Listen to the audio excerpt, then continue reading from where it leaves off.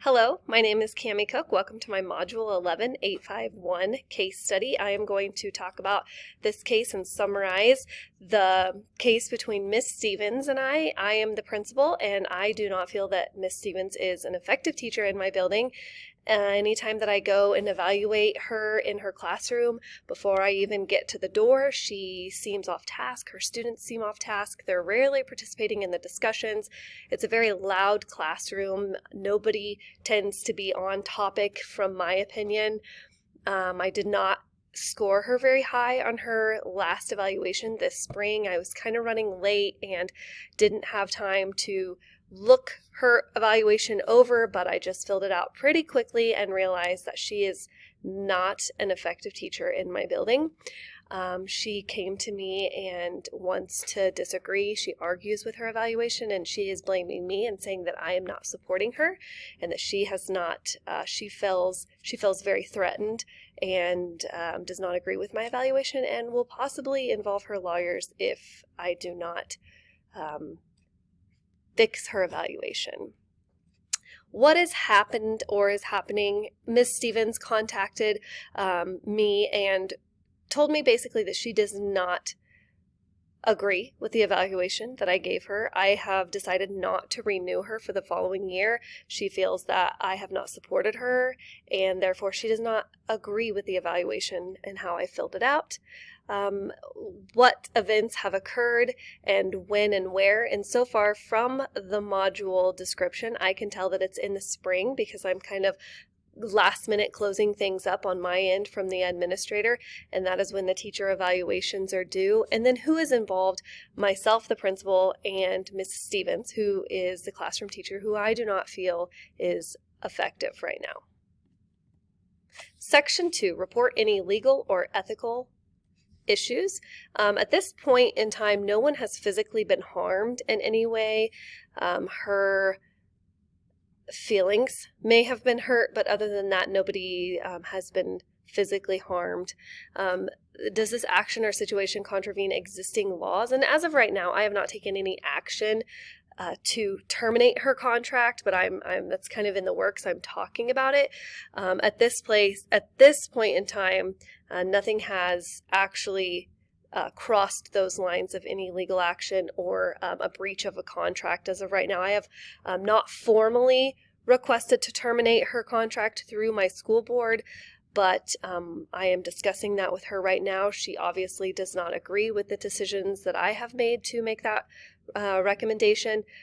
I pulled in the 2020 or 2012 Kansas statutes because our school district just clearly states in our policy that we will abide by KSDE, and that states that a written notice has to be given to any teacher if a contract will be terminated, and they have 15 days to dispute that. But as of right now, I have not written a formal letter to request my termination. Section 3, synthesize exactly what has happened in a single sentence. As the principal, I have decided not to renew Miss Stevens' contract, and she does not agree with the evaluation and feels that she has not received the proper supervision and evaluation from me. Section 4, synthesize the facts. So far, we have some knowns and unknowns. We know that it involves Mrs. Stevens. She is a female, and myself. The unknown is I don't know how many years Miss Stevens has been teaching. I don't know how long she's been with our district. I also do not know how long I have been a principal. The place is that it happens at school, and the time I'm assuming is springtime. I don't know the school I don't know the school location. I don't know our enrollment numbers, and I don't know our demographics data.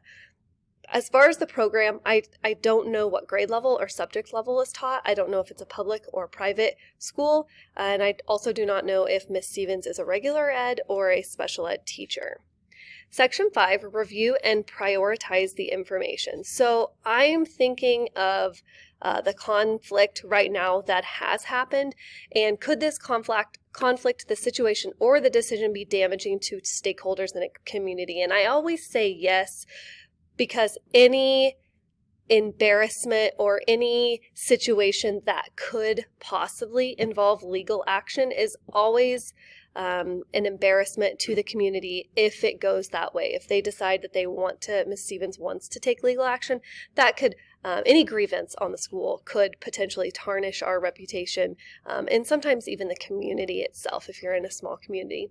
Have all relevant stakeholders been consulted? And the superintendent in this case needs to be notified just what is happening between a teacher and an administrator, and then following that chain of command if the superintendent thinks that our school attorney, and then if our school board needs to be notified.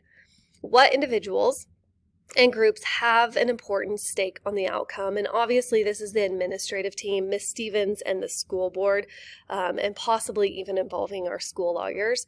What can I learn about this situation? A little bit more. What more information do I need? I need to know how long Ms. Stevens has been teaching, how long she has been teaching in our district. I need to know how long I have been in my principalship, and are there any other outside evaluations, maybe from any peers, maybe from any instructional coaches, that could help justify my low scored evaluation that I had just handed her out. Because if there's handfuls of instructional coach evaluations that are on the same level as mine and kind of coincide with what I'm seeing, that could possibly definitely help my case out. But do I know enough about this case to make a decision? And yes, I do believe that I do. Section 6, identify options and possible consequences. Option 1, I have decided to not take any action and not to make a decision. I will not terminate her. I will not make a written notice or a recommendation to the board to terminate her, Ms. Stevens. I am just going to decide to take the easy road, and when she comes to me and decides to argue with my statements that I have made about her poor evaluation, I'm just going to agree with her, say you're right, and move on, and take the least amount of drama possible. Option 2 is I am going to terminate Ms. Stevens without taking anything into consideration. I am not going to talk to her about it. I'm not going to let her have a voice. She's not an effective teacher, therefore she doesn't need to have a job in my district. I don't want those kind of teachers. And she can say all she wants that she hasn't been given the proper supervision and evaluation, but I have the test scores and I have the evaluation scores to justify her being terminated. Very extreme option. Option 3, I am going to work with Ms. Stevens and make a plan of action. I'm going to allow Ms. Stevens to review her evaluation with myself, and together as a team, we are going to reflect on her deficits. We can also reflect on her strengths and her weaknesses. She has to have some strengths. All teachers do. So maybe we can bring those strengths to light and see how we can use those to address her deficits. But as a team, we are going to make a plan, and we are going to establish goals that align with our district goals and our school goals. And I'm going to assist her with her weaknesses. I am going to supervise her weaknesses, and I'm going to see what are if we have any in-house teachers who could provide her with a mentoring program that we could set her up with. I'm going to see if maybe even our local service center has any seminars or courses that she could attend to help her reach her goals. But this option 3 is a team effort on my side and on her side, and we're going to work together. Section 7, evaluate your options. And my option 1, do nothing, I found one pro to that, and that's just the easy way out. It's no decision, no documentation, no planning and goals. On my end, I'm just going to sign off and decide that she wins, and we're moving on. Some cons to that would be I could see some other colleagues maybe that were in her hallway or in her building are going to be able to identify that an ineffective teacher is essentially getting away with a low score or a poor classroom management and a poor evaluation. I can also see Mrs. Stevens, she'll get over being mad, and she will not contact any lawyers, and she will not rebuttal the recommendation and to terminate her contract. And it could go either way. That could be a pro that I won't have to deal with the lawyers and Miss Stevens at all. Option number 2 is to just fire Miss Stevens, to terminate her. A pro would be an ineffective teacher will no longer be in our school. I won't have to worry about how her scores are going to be raised and what her students are going to be performing and how well they are going to be on state assessments, because I'm no longer have her in my building. Another pro would be it could open up a job if she is fired, it could open up a job we could advertise for a new teacher and hopefully find someone more effective than Miss Stevens. A downfall to this would be it could potentially open up a lawsuit and a due process hearing. Firing of a teacher is also very dramatic and could be detrimental to our community, our students, our stakeholders, and our reputation. Option number 3 is to make the plan with Miss Stevens and work together as a team. Some good things that I found about this option would be this would be a great time for Miss Stevens and myself to work together to repair our working relationship and just work on building that and kind of repair what we have lost and start over.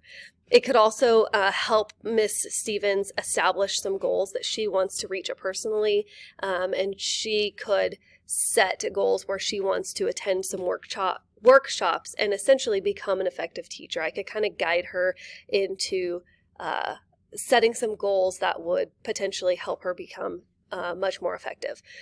A con to this would be putting Miss Stevens on a plan and allowing her to attend essentially any of the workshops she wants to. Could be very cost effective. I did some research, or it could cost a lot. I did some research at our local service center, and if I had a teacher attend one seminar a month for the entire 9 months of their contract, it could potentially be over $1,000. So is that something our district wants to potentially look into or not? Section 8 is choosing the best option. I think we all know by going through my options, option 3 would be the best option. And this option allows for growth not only with Ms. Stevens, but myself as an administrator. I think reflecting on this module, I could see that this could be used as a learning opportunity for myself as the principal, because I'm assuming that a precedence has not been set in my school for proper and effective supervision and evaluation. At this point, I just see that a precedence has been set that the administrator will come in and evaluate you, but not give you any supervision. So I think that I could use this as a learning opportunity, and I think the board members, the admin team, the superintendent, I think they're all going to agree that a change needs to happen. And at this time, I will make that plan, and I will meet with all teachers after the evaluations have been done, and I will review any discussion points, any topics that need to be, any talking points, and then we will have a goal setting meeting where we will discuss and reflect together as a team.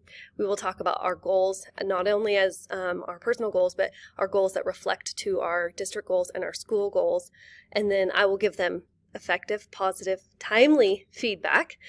I will also identify their strengths and their weaknesses. I think it's very important to also talk not just about the negatives, but build them up so they feel more confident, and you are building those relationships so they are allowed to feel more vulnerable and put themselves out there so they can try to perform better.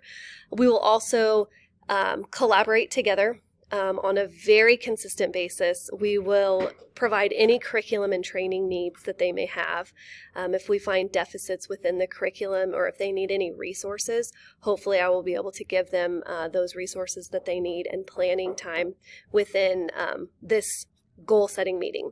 I will also discuss and revamp any teaching approaches that I see need to happen, and hopefully they can reflect on some of those teaching approaches that they're currently doing in their classrooms, and maybe we can revamp some things, and I can kind of instructional coach, take a viewpoint of an instructional coach and work through that. I will also reward and recognize all the positive things that have been happening in the classroom, because like I said, I think building those relationships is the number one. If I want to ask teachers to perform their best and put themselves out there, I need to reward every little positive thing that I am seeing and recognize when hard work and compassion is being sought. And if I see anything positive, I need to make sure that I am recognizing that.